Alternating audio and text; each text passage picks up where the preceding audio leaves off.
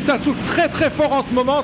On est dans la cour des pompiers de Saint-Benoît. Les rafales sont extrêmement fortes. On ne voit même plus le bout de la cour. Les drapeaux ont été arrachés. Des arbres, des branches se sont envolées sur les arbres là derrière. On est en alerte violette. Ça veut dire que les pompiers ne sortent pas. Ils attendent de pouvoir intervenir. Mais je peux vous dire que ça tournoie ici. Tenez, les poubelles se sont envolées, le four à micro-ondes des pompiers s'est envolé.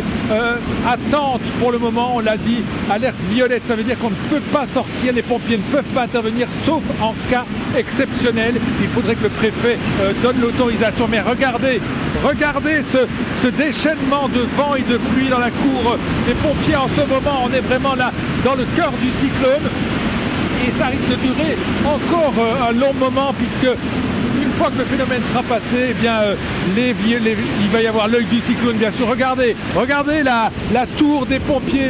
Il y a des antennes qui sont en train de s'envoler.